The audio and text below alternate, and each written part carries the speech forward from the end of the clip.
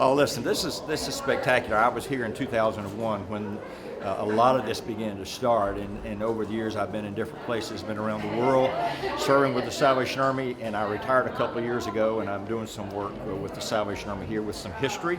And to come back for this event it gives me chills. I'm just getting chills thinking about it, because we used to see what it means for a celebrity, but someone like a Dallas Cowboy, to come here, to take time of their schedule to come to this place, to work with people and to make their day brighter. I mean, there are many folks who are part of this residence who are here for no problem of their own. It's something that has happened in their life, or maybe some poor choices that have landed on the situations like this. And you often get to a place like this and you just think it's the end of the road. But we want to be compassionate people. We do what we do because we want to be moved by the things that move the heart of God. We're a faith-based organization, and make no apologies for that. So that's our motivation to do all of this. And one of our core values is to be uplifting. So whenever you have this setting and you have the Dallas Cowboys and other volunteers, not just the Cowboys, other volunteers come together, it basically says to somebody, I see you, and I acknowledge you, and we're here hopefully to make your day better. I don't want the Salvation Army, we don't want Thanksgiving to be just another day for anybody. We don't want Christmas to be just another day. We want this to be a special day. And so today, for this to happen, for me, is going down memory lane. I've walked around the building. It's the first time I've been back to the building in a while. And it's down memory lane. But it makes me feel really good and thankful to God that there are people like the Dallas Cowboys and Albertsons and Tom Thumb and BlackChain.com and United Health. All of these people come and help us in order to make this happen. So it's a great day, and it gives me one more of a million reasons to be thankful. It feels like this is in the area of a kickoff to the holiday season. Yeah. And when you think about Salvation Army, it seems like it's synonymous with the holiday season, with the Red Kettles, and then you also see the Dallas Cowboys. Yeah. Just talk about the kickoff of the season, what it means to you to Sure. It's the unofficial kickoff. Really, you're exactly right. This is where it becomes visible. We begin to see it all happening. We work on this year-round, 365 days a year. Someone is working on the whole holiday season because it's such a high exposure. So this is kind of the unofficial kickoff for that to happen, especially with staff. Year-round, whether it's utility assistance or boxes of food, or whether it's a kid coming after school to one of our Boys and Girls Clubs, whatever the service is, we're there year-round.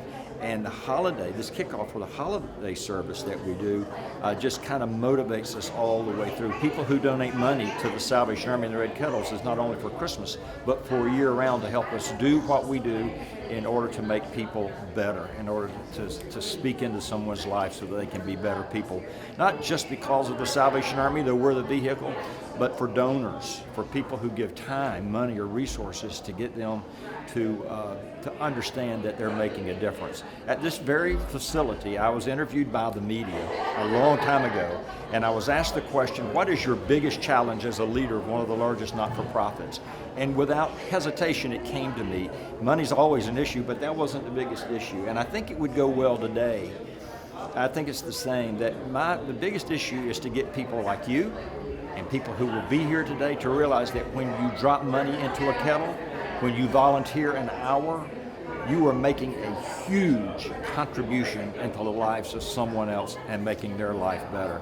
And if I could get everyone in North Texas to understand, when you donate, as small as you may think it is, that adds up, and it allows us to change. It allows us to do the most good and to change the lives of people. You talked about how this event and events that the Salvation Army put on makes the people eating today feel like people. So for the Dallas Cowboys, guys like Dak Prescott, Ezekiel Elliott, to come out here in the middle of the season, just how much volume does that speak to what it means to these people? Well, it means that they've taken something out of their schedule. I mean, these guys are committed. These guys are in full-time work. I mean, and we're all fans for the Cowboys of wanting to do this. So I think it does good for the clients, as I said, but I think in my history in working with the Dallas Cowboys, it does a lot for the players too, to realize, listen, I'm contributing here. I'm helping somebody to feel better. So I've seen it make people better on both sides of the spectrum.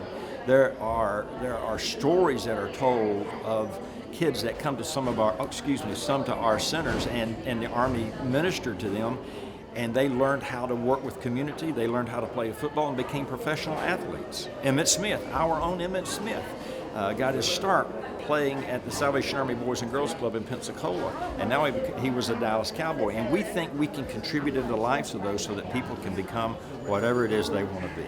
Ask you one more question. Yes, Bill. sir. You've been around so long.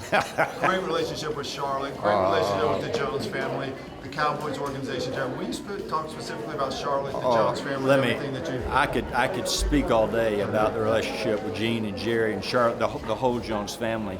You know, the thing that I know about them, because I've had an up-close relationship, is that their hearts are bigger than the world. They are such generous people. They care about what's going on in their community, not just wins and losses, not just with what they do with the Dallas Cowboys, but they are so generous, and they exhibit the core values of the Salvation Army every single day, and they have been such wonderful partners, and Gene and Jerry and Charlotte, their whole family are instrumental in what the Salvation Army is able to do.